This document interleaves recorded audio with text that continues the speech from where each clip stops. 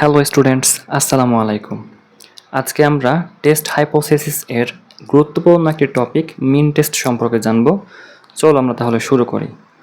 মিন test হচ্ছে মূলত 4 প্রকারের হয়। প্রথমে 1 নাম্বারটা হচ্ছে সিঙ্গেল মিন টেস্ট, 2 নাম্বারটা হচ্ছে ইকুয়ালিটি অফ 2 মিনস, 3 নাম্বারটা হচ্ছে equality of 2 means for paired observations, and 4 নাম্বারটা হচ্ছে ইকুয়ালিটি অফ সেভারেল মিনস। আমরা একে একে প্রত্যেকটা মিন টেস্ট সম্পর্কে জানব, তবে আজ এই ভিডিওতে শুধুমাত্র আমরা সিঙ্গেল মিন টেস্ট এবং এর এক্সাম্পলটা দেখব। চলো তাহলে দেখি সিঙ্গেল মিন টেস্টটা কীভাবে করতে হবে আমাদের। প্রথমেই আমাদের সিঙ্গেল মিন টেস্টের প্রসিডিউর জানতে হবে যে আসলে সিঙ্গেল মিন টেস্টটা কীভাবে করতে হয়, এবং এই প্রসিডিউরেই কিন্তু অ্যান্সারটা লিখতে হবে। এই সিঙ্গেল মিন টেস্টের ক্ষেত্রে প্রসিডিউরের মধ্যে 2টা কেস হয়। কেস নাম্বার এ হচ্ছে population variance sigma square is known and estimated from a large sample, অর্থাৎ যখন পপুলেশন ভ্যারিয়েন্স সিগমা স্কোয়ার দেওয়া থাকবে এবং এই স্যাম্পলটা লার্জ স্যাম্পল হবে, অর্থাৎ এন এর মান এখানে 30 বা তার থেকে বেশি হবে, যে একটু পরে আমরা দেখব আরও বিস্তারিতভাবে। তখন কেস এ হবে, অর্থাৎ যখন সিগমা স্কোয়ার দেওয়া থাকবে এবং এন এর ভ্যালুটা 30 অথবা তার থেকে বেশি হবে, তখন হবে কেস নাম্বার এ। তো এই ক্ষেত্রে কীভাবে অ্যান্সারটা লিখতে হবে আমাদের প্রসিডিউর, প্রথমে লিখবো অ্যাজাম্পশন। সেই অ্যাজাম্পশনের মধ্যে লিখতে হবে এ random sample of size N is drone normal distribution and the population variance sigma square is known and estimated from a large sample, অর্থাৎ আমাদের স্যাম্পল সাইজ সেই এন এর মানটা হবে 30 বা তার থেকে বড়, এটাই হচ্ছে large sample. We need to test the hypothesis that is null hypothesis. এটা হবে mu is equal mu not. এখানে মিউ নটটা হচ্ছে তোমাকে অলরেডি একটা মিন দেওয়া থাকবে, তোমাকে টেস্ট করতে বলবে যে আসলে এই মিনটা আমাদের ওই মিনটাকে রিপ্রেজেন্ট করে কিনা, অর্থাৎ কোশ্চেনের যে মিনটা দেওয়া আছে সেই মিনটাই আমাদের আসল মিনটাকে রিপ্রেজেন্ট করবে কিনা। তখন সেটা আসবে নাল হাইপোথিসিসের মধ্যে, তখন নাল হাইপোথিসিসটা হবে mu is equal mu naught. আর যদি ওইটা না হয় তখন অল্টারনেটিভ হাইপোথিসিস এর মধ্যে আসবে যে mu not equal mu not, অর্থাৎ নাল হাইপোথিসিসে ওই মিউটা হওয়ার সম্ভাবনা নির্দেশ করছে এবং অল্টারনেটিভ হাইপোথিসিস হচ্ছে তার না হওয়ার সম্ভাবনা নির্দেশ করছে, অর্থাৎ এটার অপোজিট। নাল হাইপোথিসিসের অপোজিট হচ্ছে অল্টারনেটিভ হাইপোথিসিস, যাকে এইচ এ দ্বারা রিপ্রেজেন্ট করা হয়, এবং নাল হাইপোথিসিসকে এইচ নট দ্বারাও রিপ্রেজেন্ট করা হয়।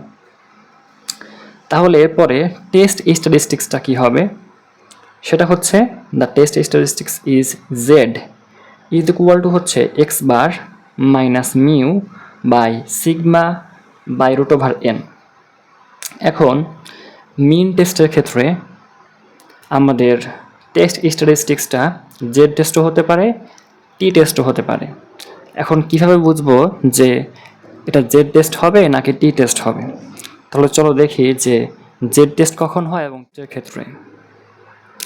মিন টেস্টের ক্ষেত্রে জেড টেস্ট বা টি টেস্ট যে কোনো একটা টেস্ট আসবে। তো কীভাবে বুঝবো যে জেড টেস্ট করতে হবে নাকি টি টেস্ট করতে হবে, যদি আমাদের পপুলেশন ভ্যারিয়েন্স সিগমা যদি দেওয়া থাকে তখন ডাইরেক্টলি আমাদের জেড টেস্ট করব।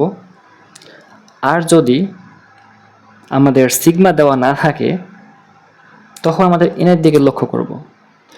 যদি এন এর মানটা 30 বা তার থেকে বড় হয় তখন জেড টেস্ট করব, আর তার থেকে এন এর মান যদি 30 থেকে ছোট হয় তাহলে টি টেস্ট করব, অর্থাৎ যখন পপুলেশন ভ্যারিয়েন্স সিগমা দেওয়া থাকবে তখন জেড টেস্ট ডাইরেক্টলি। আর যদি জেড সিগমা দেওয়া না থাকে তাহলে এনের দিকে লক্ষ্য করব যে এনের মান যদি 30 বা তার থেকে বড় হয় তাহলে জেড টেস্ট, এবং এনের মান যদি 30 থেকে ছোট হয় তাহলে হবে টি টেস্ট। তাহলে বুঝে গেলাম আমরা যে মিন টেস্টের মধ্যে যে জেড টেস্ট বা টি টেস্ট হয়, কখন জেড টেস্ট করতে হবে কখন টি টেস্ট করতে হবে। তো সাথে আমাদের বিভিন্ন সাইনের যে আমাদের নামগুলো হয় সেগুলো বলে দিই একটু, যে এখানে মিউ হচ্ছে পপুলেশন মিন, এই মিউটা হচ্ছে পপুলেশন মিনকে রিপ্রেজেন্ট করে।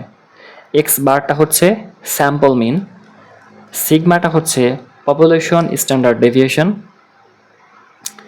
এসটা হচ্ছে স্যাম্পল স্ট্যান্ডার্ড ডেভিয়েশন, এবং এন হচ্ছে স্যাম্পল সাইজ, এবং লাস্ট অফ অল আলফা হচ্ছে লেভেল অফ সিগনিফিকেন্স।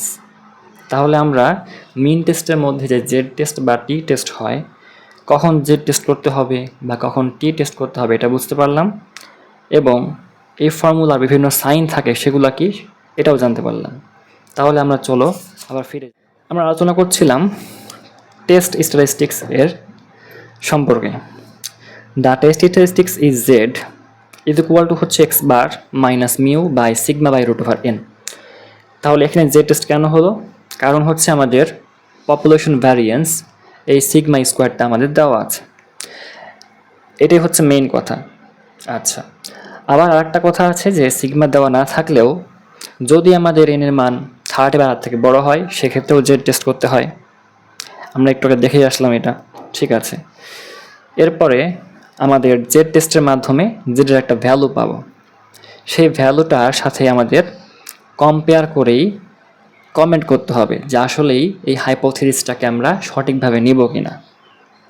কমেন্টে বলতে হবে যে if modulus of Z calculated value, অর্থাৎ এটা হচ্ছে আমাদের ক্যালকুলেটেড ভ্যালু, এটার মান নেগেটিভও হতে পারে পজিটিভও আসতে পারে, এই জন্য আমরা এটাকে মডুলাস করে নেব।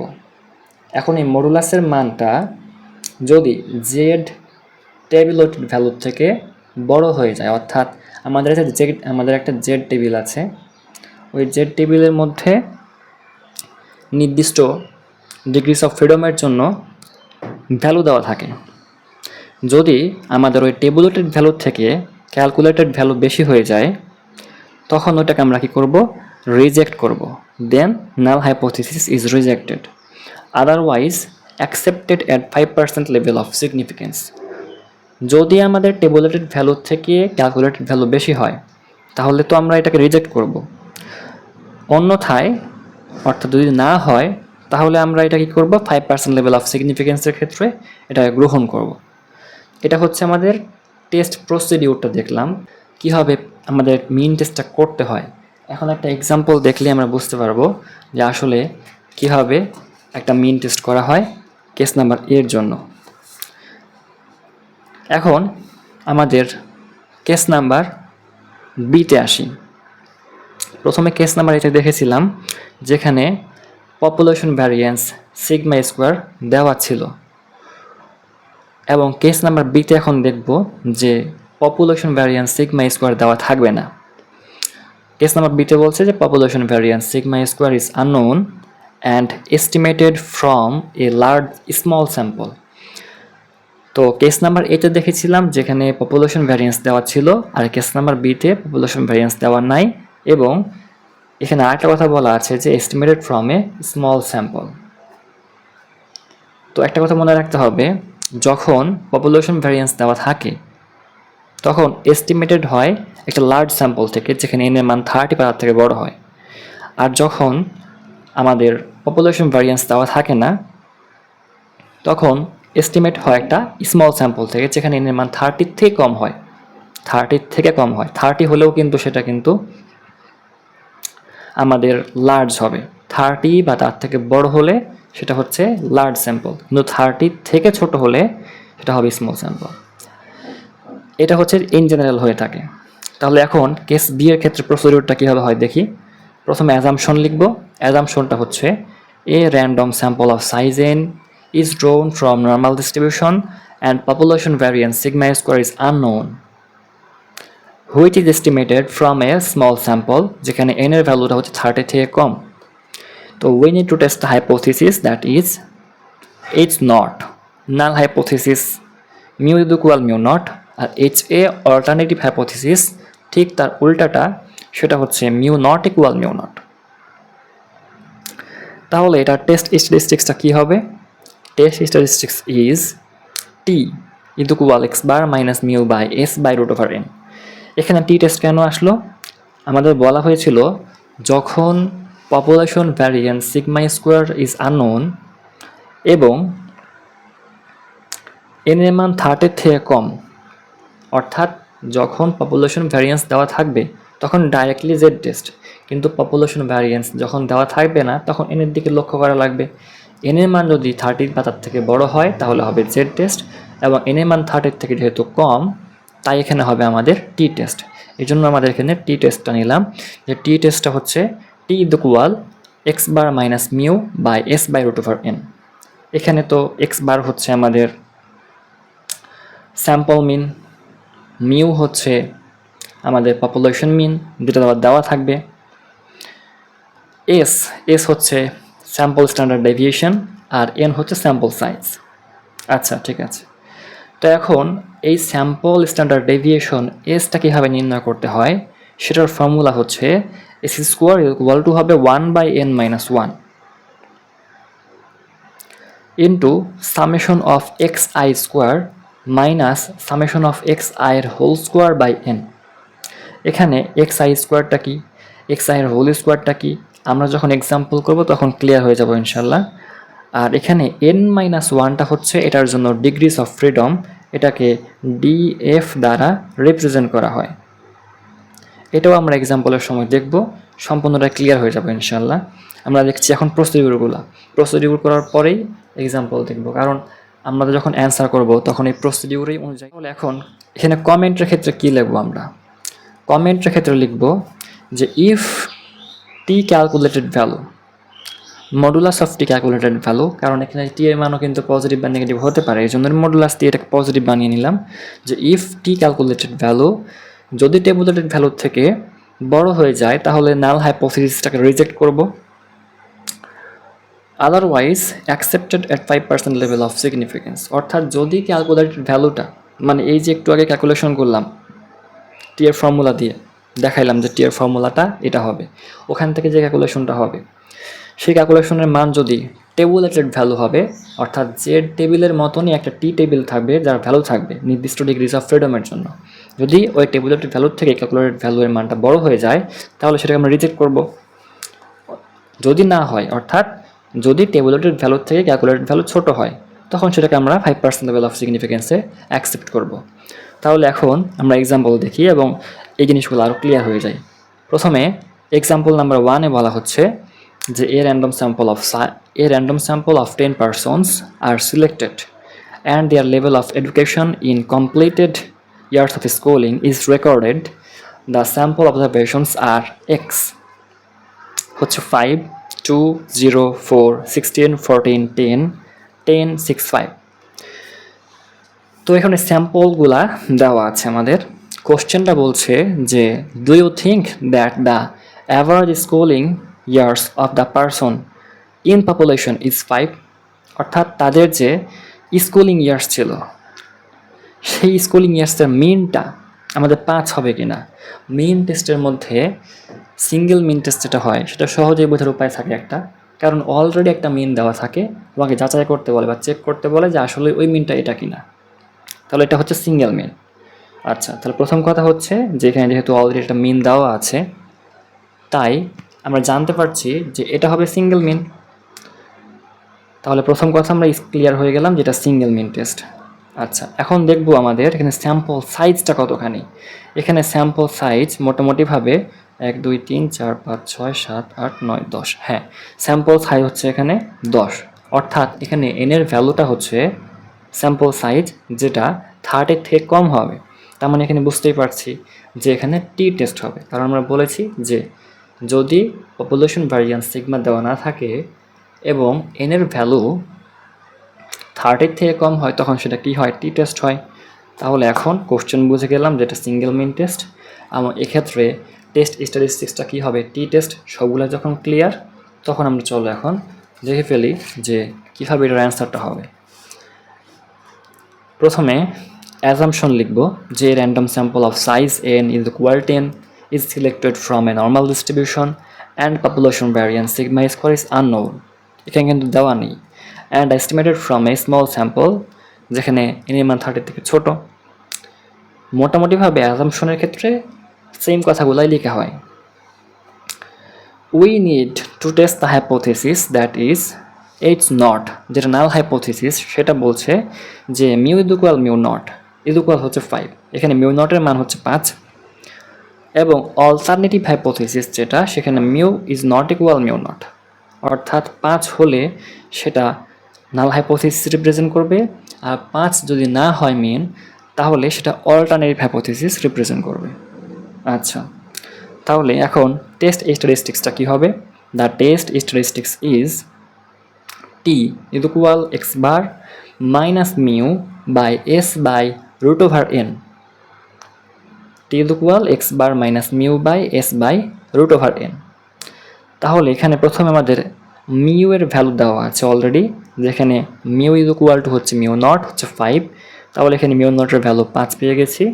এবং স্যাম্পল সাইজ এখানে এন এর মান 10 পেয়েছি। তাহলে এখন আমাদের এক্স বার লাগবে, স্যাম্পল মিন যেটা, সেই এক্স বারটা হচ্ছে summation of x I by N, অর্থাৎ সবগুলা এক্সের যোগ, যতগুলো এক্সের টার্ম দেওয়া আছে, এক্সের ভ্যালু দেওয়া ছিল, সবগুলার যোগফল হবে সামেশন অফ এক্স আই, সেটা হচ্ছে 72 বাই এন হচ্ছে স্যাম্পল সাইজ 10। তাহলে এটা ক্যালকুলেশন করলে আমরা পেয়ে যাব যে স্যাম্পল মিনটা হচ্ছে এক্স বার 7.2। তাহলে আমরা 7.2 স্যাম্পল মিন জানলাম, মিউ নট জানলাম যে 5। তাহলে এখন আমাদের এসটা হচ্ছে অজানা, সেই এস কীভাবে বের করতে হয় দেখি। S square is equal to হচ্ছে 1 by N minus 1 into summation of x square x i এর square minus summation of x i এর হোল স্কোয়ার বাই এন। এটা কিন্তু এস এর ফর্মুলা। আচ্ছা, তাহলে এখানে এন এর ভ্যালু তো আমরা জানি যে 10, তাহলে 10 মাইনাস 1 হচ্ছে 9, আর summation of x I square এটার ভ্যালু হচ্ছে 758। এটা হচ্ছে কীভাবে করব আমরা, প্রত্যেকটা যে উপাদান ছিল, এক্সের যে প্রত্যেকটা উপাদান ছিল এখানে 5, 2, 0, 4 এভাবে 10, 6, 5 পর্যন্ত প্রত্যেকটা উপাদানের বর্গ করব।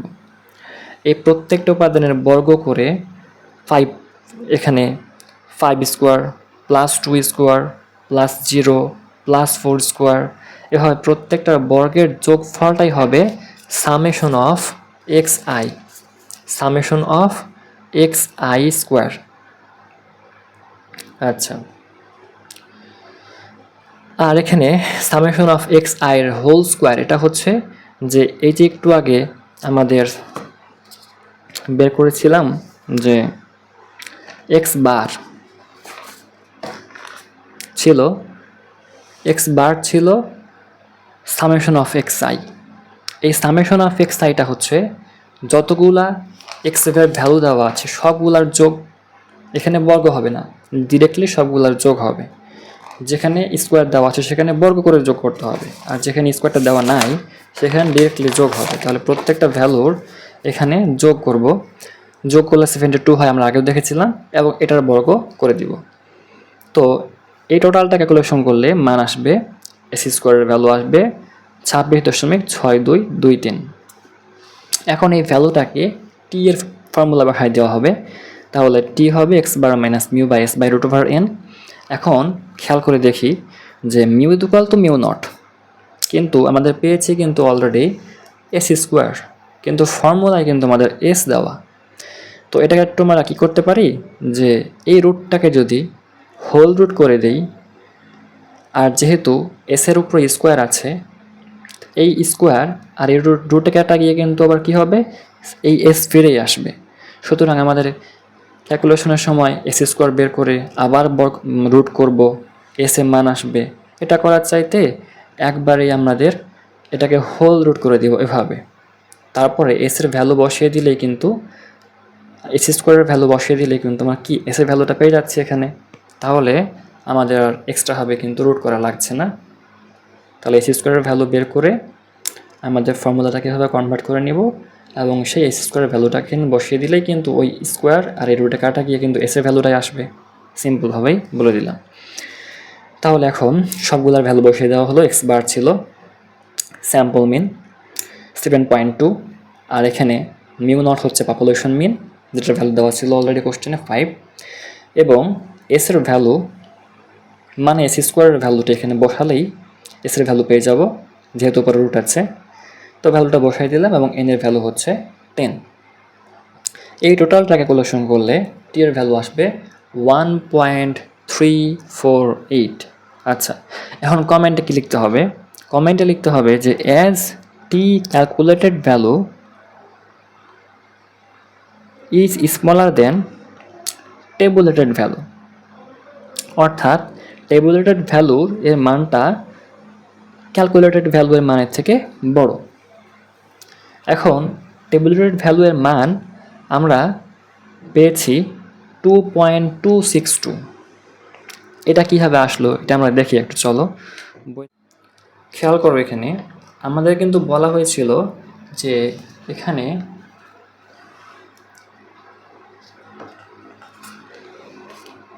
এই n-1টা হচ্ছে ডিগ্রিস অফ ফ্রিডম।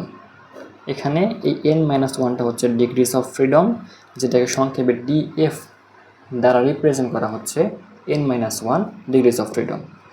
তাহলে এই ডিগ্রিস অফ ফ্রিডম দেখে কিন্তু আমাদের টি টেবিল থেকে আমাদের টি টেবুলেটেড ভ্যালুটা বের করতে হবে। আচ্ছা, তো এখন দেখি, এখানে হচ্ছে এগুলো হচ্ছে সব স্যাম্পল, এগুলো হচ্ছে সব স্যাম্পল সাইজ, আর এখানে হচ্ছে ডিগ্রিস অফ ফ্রিডম। তো আমাদের স্যাম্পল সাইজ ছিল 10, তাহলে n-1 9 হচ্ছে ডিগ্রিস অফ ফ্রিডম। এর জন্য এই যে 5%, এই 5% লেভেল অফ সিগনিফিক্যান্স, এর ক্ষেত্রে আমাদের টেবুলেটেড ভ্যালুয়ের মানটা পাচ্ছি 2.262। আমি কিন্তু মার্ক করে রেখেছি যাতে তোমরা বুঝতে পারো। তাহলে এটা হচ্ছে স্যাম্পল সাইজ, এটা হচ্ছে ডিগ্রিস অফ ফ্রিডম, এবং সেখান থেকে এই যে একটা সারি দেওয়া আছে লম্বা, সেই লম্বা সারির ভ্যালুগুলাই হবে 5% লেভেল অফ সিগনিফিক্যান্সের ভ্যালু। সেক্ষেত্রে 9 ডিগ্রিস অফ ফ্রিডমের জন্য তার টেবুলেটেড টি ভ্যালুর মান পাচ্ছি 2.262।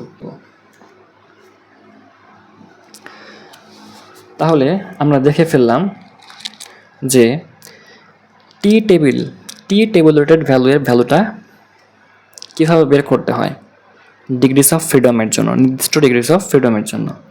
তাহলে এখন দেখতে পেয়েছিলাম যে টি টেবুলেটেড ভ্যালু এর মান 2.262, যার থেকে টি ক্যালকুলেটেড ভ্যালু 1.348 ছোট। So H naught is accepted at 5% level of significance with n-1 degrees of freedom. তো আমরা এখন কি বলতে পারি, যেহেতু টি ক্যালকুলেটেড ভ্যালু এই টেবুলেটেড ভ্যালু থেকে ছোট, এই জন্য কিন্তু এটাকে আমি অ্যাকসেপ্ট করেছি, না হলে কী করতাম, রিজেক্ট করতাম। তো ফাইনালি আমরা লিখে দেবো যে so we can say that the average schooling years can be considered as 5, can be considered as 5। তাহলে আমরা এক্সাম্পল নাম্বার 1-এর মাধ্যমে দেখতে পারলাম মিন টেস্টের, সিঙ্গেল মিন টেস্টের মধ্যে যে দুইটা কেস ছিল, কেস এ এবং কেস বি। কেস বি এর মধ্যে দেখেছিলাম যে টি টেস্ট হয় যখন আমাদের সিগমা স্কোয়ার পপুলেশন ভ্যারিয়েন্স দেওয়া থাকে না। এইটারই এখন কিন্তু একটা এক্সাম্পল দেখে ফেললাম। এখন চলো আরেকটা এক্সাম্পল দেখি, যাতে এই টপিকটা সম্পূর্ণরূপে ক্লিয়ার হয়ে যায়।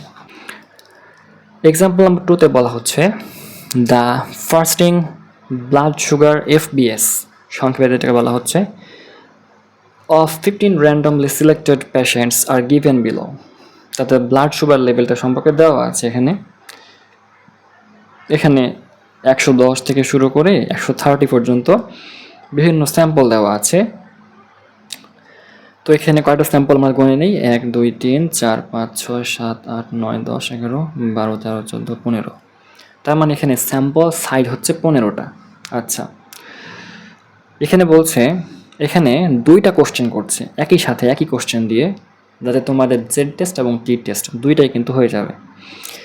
তো do you think that the mean FBS of patients in the population is 110, মানে এইখানকার যে পপুলেশন মিন সেটা 110 হবে কিনা সেটা বলেছে।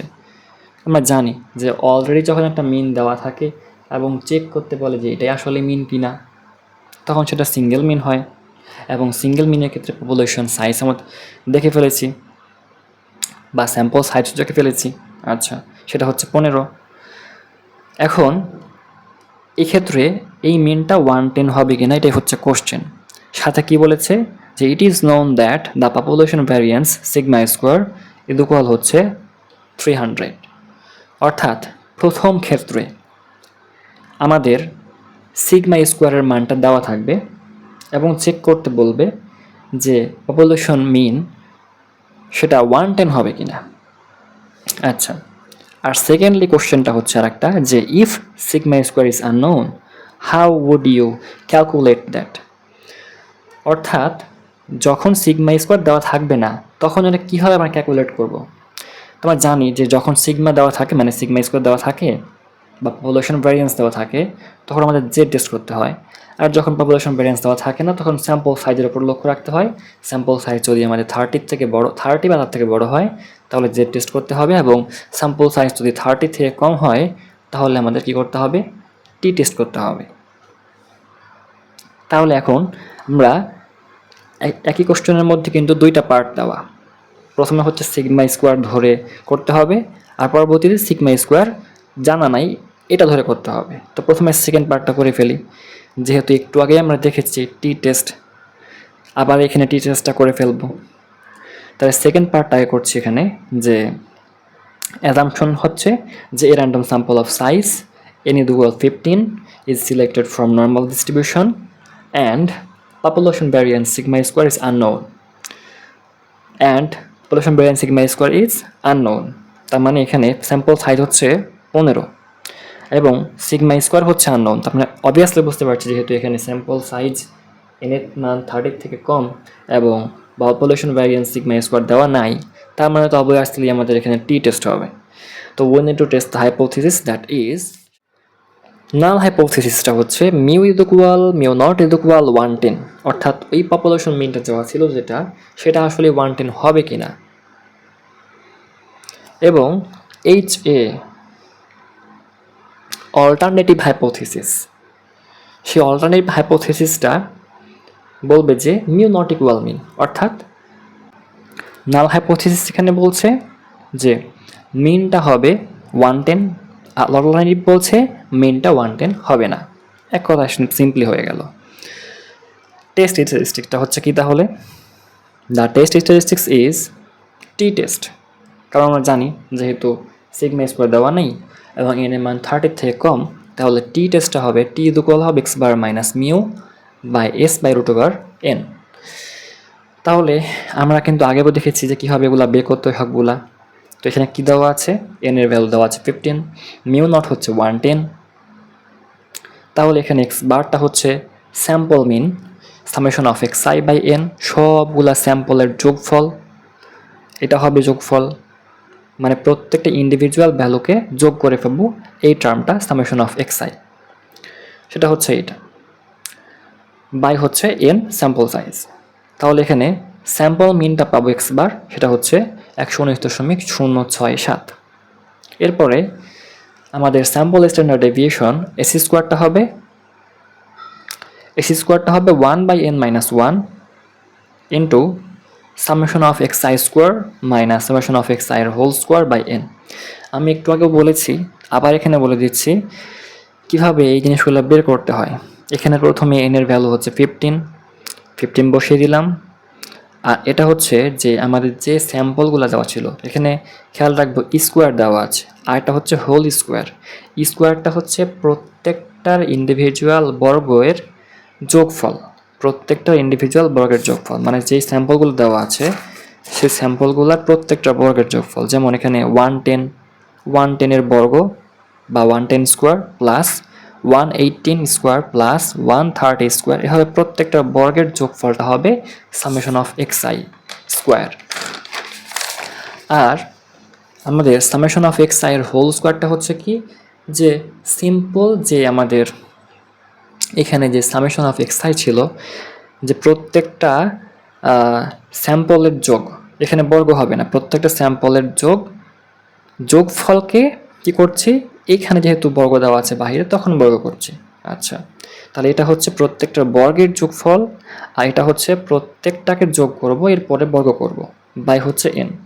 তো এখানে ক্যালকুলেশন করলে আমাদের ওই পাশে মানটা পাবো যে 287.780। তাহলে এখানে এস এর ভ্যালুটাকে আমাদের কনভার্ট করে নিয়ে আসলাম এভাবে, যাতে আমরা তো পেয়েছিলাম তো এস স্কোয়ার, এখন এই এস স্কোয়ার বসালে ভ্যালুটা ওই স্কোয়ার রুটের কারণে কিন্তু এসি চলে আসবে, তখন আমাদের এস স্কোয়ার যে বের হয়েছিল সেটাকে আবার কিন্তু রুট করে এস আলাদাভাবে বের করা লাগছে না। ফর্মুলাটাকে আমরা আগেও বলেছি যে কীভাবে কনভার্ট করে নিয়ে আসলাম, তখন এভাবে কনভার্ট করে মানটা বসাই দিলাম এস স্কোয়ারের, তখন টি এর ভ্যালুটা আসলো এইটা। আমি আবার বলে দিচ্ছি যে আমরা তো পেয়েছিলাম এস স্কোয়ারের ভ্যালু হচ্ছে এইটা, কিন্তু মেইন ফর্মুলাটা হচ্ছে t equal x bar minus mu naught, mu equal mu naught by s square s by root over N.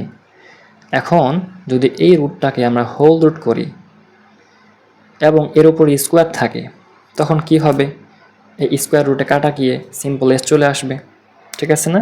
ওই জিনিসটাই আমরা করছি এখানে।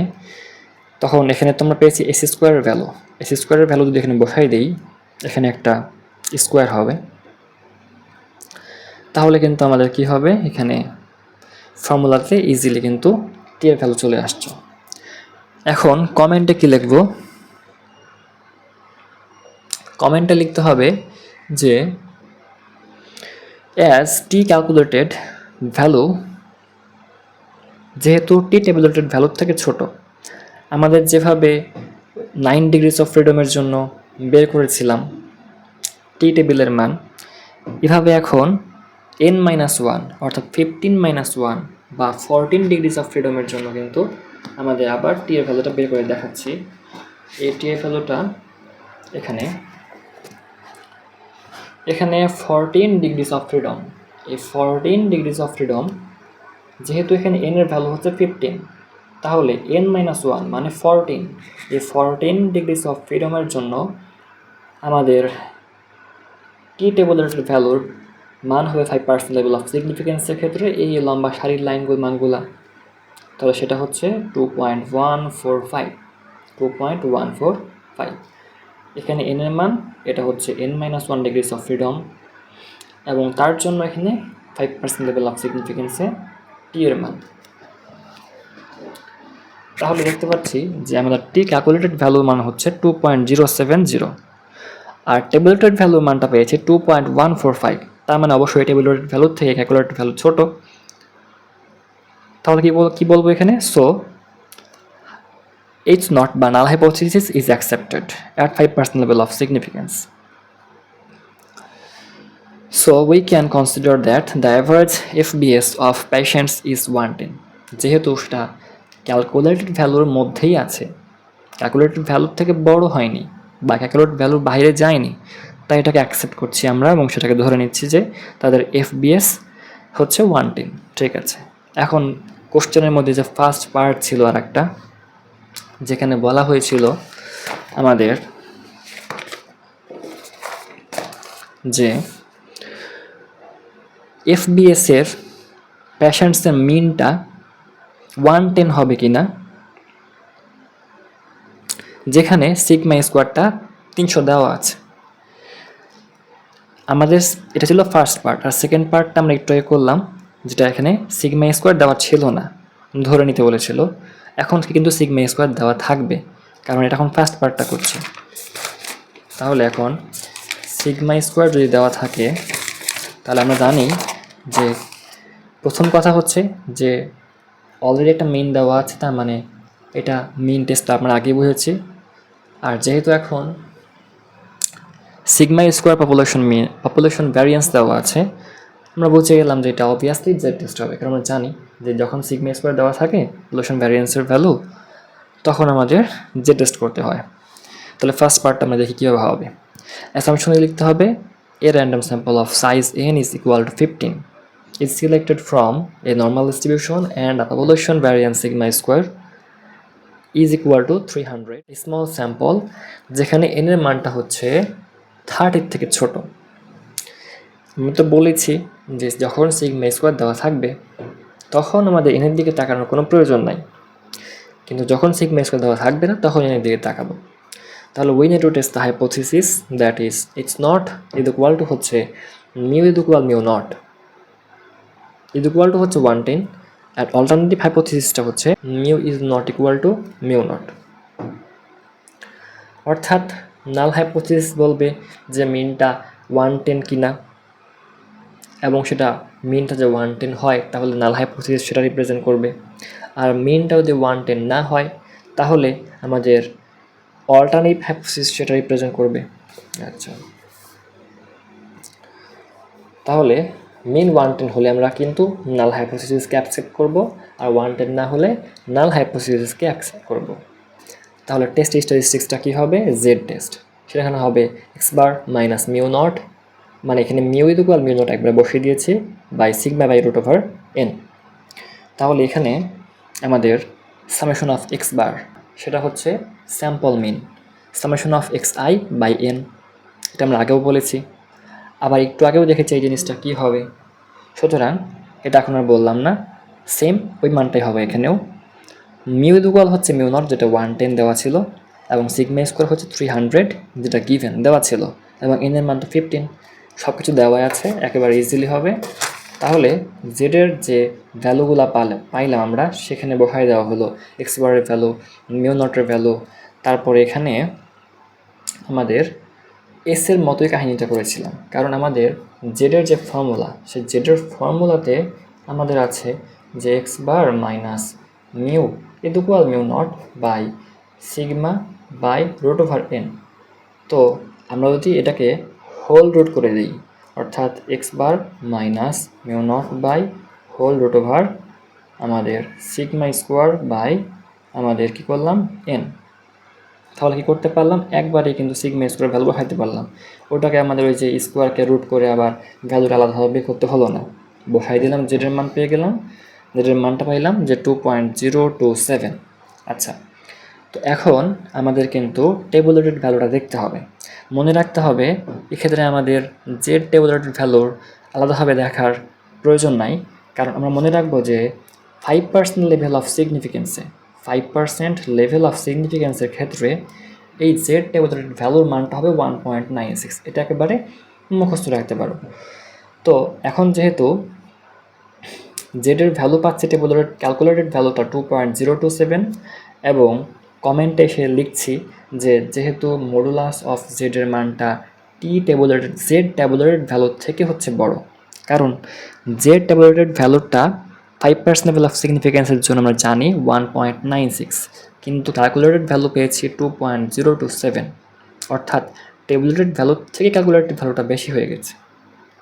এটা তো অ্যাকসেপ্ট করা যাবে না কখনোই। এই জন্য কী করতে হবে? তাহলে লিখবো যে with as modulus of Z is greater than z tabulated value with n-1 degrees of freedom. Obviously সবসময় এটা n-1 degrees of freedom এর জন্যই হবে। So we reject the null hypothesis। আর null hypothesisকে রিজেক্ট করা মানে হচ্ছে কি করা? অল্টারনেট হাইপোথিসিসকে অ্যাকসেপ্ট করা। তাহলে আমাদের এখানে মনে রাখতে হবে যে জেড টেস্টের ক্ষেত্রে আমাদের আলাদাভাবে ওই টেবুলেটেড ভ্যালুর জন্য গ্রাফে যাওয়ার প্রয়োজন নাই বা টেবিলে যাওয়ার প্রয়োজন নাই। আমরা মনে রাখবো যে জেড 5% লেভেল অফ সিগনিফিকেন্সের জন্য জেড টেবুলেটেড ভ্যালুর মান হয় 1.96। ঠিক আছে, তাহলে আমরা কী দেখলাম? মিন টেস্টের মধ্যে সিঙ্গেল মিন টেস্ট সম্পর্কে জানলাম, এবং সেই সিঙ্গেল মিন টেস্টের যে কেস এ হয় এবং কেস বি হয়। কেস এ হচ্ছে যখন পপুলেশন ভ্যারিয়েন্স সিগমা স্কোয়ার দেওয়া থাকে, এবং কেস বি হচ্ছে পপুলেশন ভ্যারিয়েন্স সিগমা স্কোয়ার দেওয়া থাকবে না। এই দুটা কেস সম্পর্কে জানলাম, এবং এটা মনে রাখতে হবে যখন সিগমা স্কোয়ার দেওয়া থাকে তো ইন জেনারেলি লার্জ স্যাম্পল হয়, কিছু কিছু ক্ষেত্রে ছোটো স্যাম্পল হতেও পারে, কিন্তু যখন সিগমা স্কোয়ার দেওয়া থাকবে না তখন মোস্ট অফ দ্য কেসেসে স্যাম্পলটা কিন্তু স্মল স্যাম্পল হয়। আচ্ছা, তাহলে কেস এ এবং কেস বি এর প্রসিডিউর দুটো দেখেছিলাম। এরপরে দুটো এক্সাম্পল দেখলাম। প্রথম এক্সাম্পলে শুধু টি টেস্ট ছিল, এবং 2 নাম্বার এক্সাম্পলটাতে একই সাথে 2টা কোশ্চেন ছিল। তো সেকেন্ড পার্টটা আগে করেছিলাম যেখানে টি টেস্ট হয়েছে, এবং ফার্স্ট পার্টটা পরে করলাম যেখানে জেড টেস্ট হয়েছে। আশা করি আমাদের এই ভিডিও লেকচারের মাধ্যমে মিন টেস্ট অর্থাৎ সিঙ্গেল মিন টেস্ট সম্পর্কে তোমাদের ধারণাগুলো ক্লিয়ার হবে।